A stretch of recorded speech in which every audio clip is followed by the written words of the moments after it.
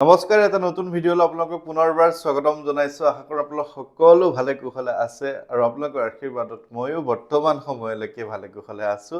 আৰু আজিৰ যিটো ভিডিঅ' মোৰ আজি 2 বছৰ ধৰি এই বিষয়ত যিমানখিনি ভিডিঅ' বনাইছোঁ তাৰ ভিতৰত সকলোতকৈ উত্তম এটা ভিডিঅ' হ'বলৈ গৈ আছে।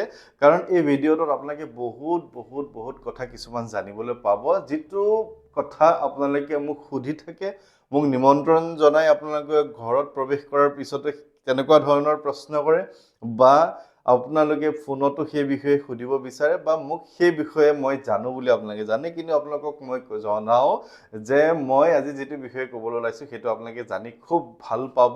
আৰু ইয়াৰ প্ৰমাণ হিচাপে মই কিছুমান এখন বিশেষ কিতাপ ইতিমধ্যে আহি পালেহি ৰাজস্থানৰ পৰা মোৰ ঘৰলৈ।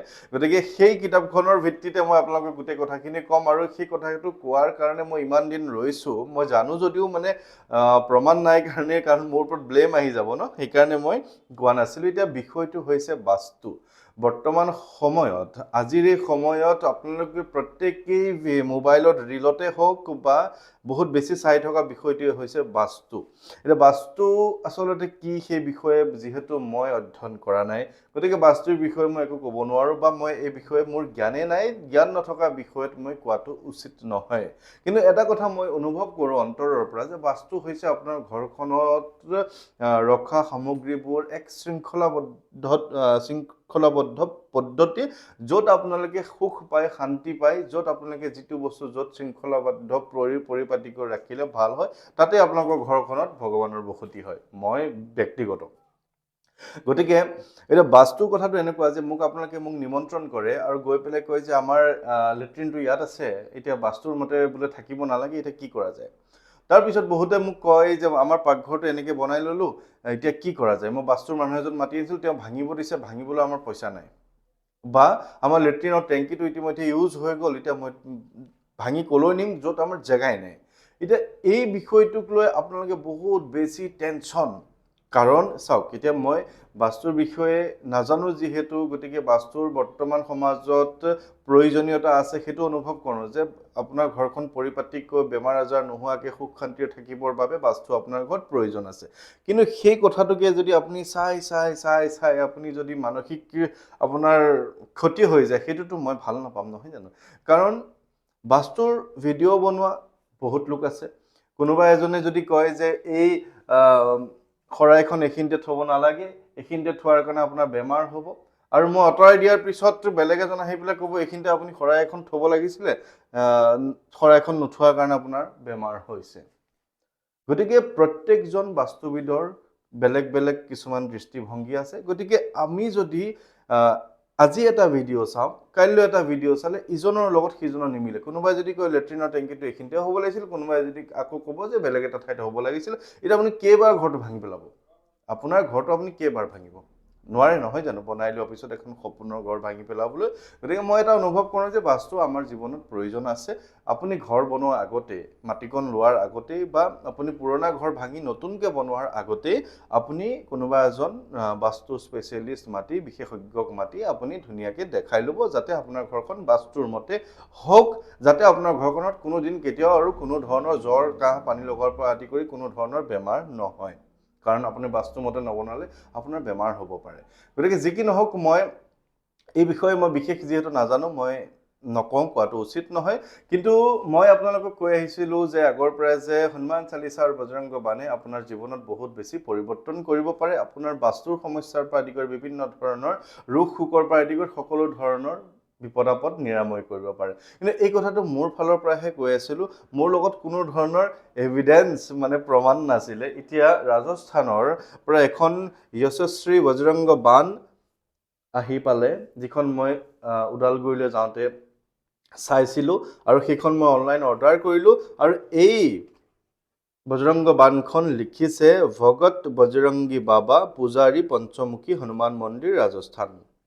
তো তেখেতে এই বিষয়ে লিখিছে বজৰংগ বাণখন পাঠ কৰিলে কি হয়, বজৰংগ বাণখন পাঠ কৰিলে বাস্তুৰ সমস্যা দূৰ হয় নে নহয়, এই গোটেই কথাখিনি আচলতে তেওঁ ধুনীয়াকৈ ইয়াতে লিপিবদ্ধ কৰি ৰাখিছে, যিখিনি মই আপোনালোকক ইতিমধ্যে কৈ ৰাখিছিলোঁ আৰু আপোনালোকক আজিও মই এই বিষয়টোৰ ওপৰত কথা ক'ম যে আপুনি বাস্তু কৰিব নে আপুনি ঘৰখনৰ বজৰংগ বাণ কৰিব। এতিয়া আপুনি যেনেধৰণেই বাস্তুৰ বিষয়ক আপুনি ঘৰখন সন্মতি কৰি নবনাওক, কোনোবা এজন বাস্তুবিদক মাতি আনি যদি আপুনি ঘৰখন ঠিক কৰি লৈ আন এজন আকৌ বেমাৰ হ'লে আন এজনক মাতি আনিলে আকৌ বেলেগ এটা নিয়ম ক'ব, যিটো আচলতে ইজনৰ লগত সিজনৰ মিল নাথাকে। আৰু মই সেইকাৰণে কৈ থাকোঁ যে আপোনাক বা আমাক কেৱল ভগৱানৰ কৃপা লাগে, আপুনি বাস্তু যাওক ধুনীয়াকৈ কৰক। বহুতে বাস্তু বিশ্বাস কৰে, মই বিশ্বাস কৰোঁ, গতিকে যদিও আমাৰ ঘৰখনত বাস্তুসন্মত কৰা নাই, তথাপিও যিহেতু সকলোৱে কৰে, বহুজনে কৰে, মই বিশ্বাস এটা আছে। কিন্তু এইটো ভয় লাগে যে মই যদি মাতি আনো কিবা কাৰণে আমাৰ নামঘৰ ভাগ যদি ভাঙিব দিয়ে, আমাৰ ঘৰত যদি আমাৰ লেট্ৰিন বাথৰুম ভাঙিব দিয়ে, যদি আমাৰ ঘৰ মোৰ বেডৰুমটো ভাঙিব দিয়ে, মা দেউতাৰ ৰুমটো ভাঙিব দিয়ে, মই ক'লৈ লৈ যাম? কথাটো হয়নে নহয়? গতিকে সেইকাৰণে মই যদিও ঘৰখনত কোনো ধৰণৰ ৰোগ শোক বেমাৰ আজাৰ নাই, তথাপিও সেই ধৰণৰ মানসিক ৰোগত মই পৰা নাই যে কোনোবা এজন মাতি আনি মই ধৰি লওক তেওঁ কৈ যাব ভাঙি দিবলৈ, মই নভঙালৈকে মোৰ মনটো এনেকুৱা লাগি থাকিব যে মোৰ ভাঙি দিয়াহেঁতেন ভাল আছিল, যে নভঙাৰ কাৰণে আমাৰ ঘৰখনত বেমাৰ হৈছে। আৰু এই কথাটো যে মই ভাবি থাকিম মোৰ বেমাৰ বেছিকৈহে হৈ যাব।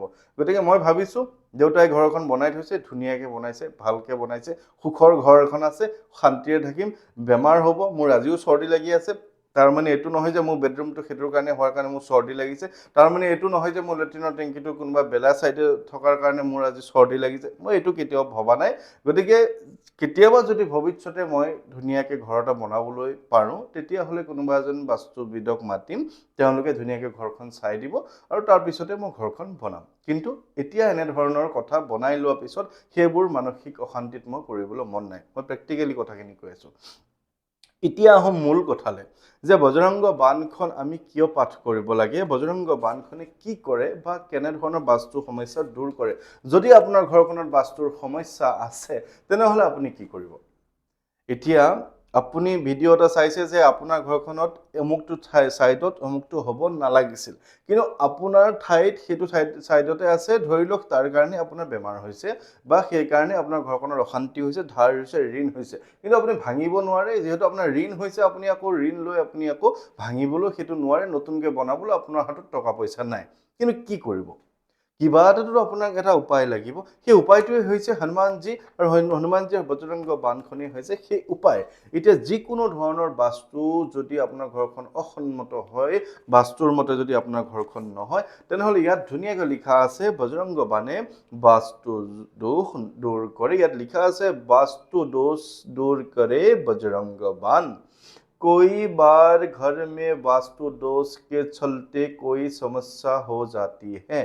তেওঁ কৈছে যে বাস্তু দোষৰ কাৰণে কেতিয়াবা কইবাৰ মানে প্ৰায়ে আমাৰ ঘৰখনত কিবা নহয় কিবা এটা সমস্যা হৈ যায়।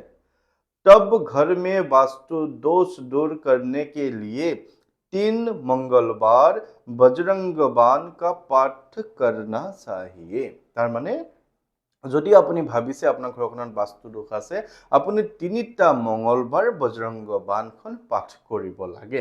তো বজৰংগ বাণখন কেনেকৈ পাঠ কৰিব তাৰ ভিডিঅ' ইতিমধ্যে আপোনালোকক মই কৈছোঁৱে বা সেই বিষয়ে আপোনালোকক মই জনাইছোঁৱে। আৰু ঠিক তেনেকৈ তাৰ তলত লিখা আছে हनुमान जी को लाल झंडा चढ़ाने के बाद उसे घर के दक्षिण दिश में लगाने से वास्तु दोष से मुक्ति मिलती है।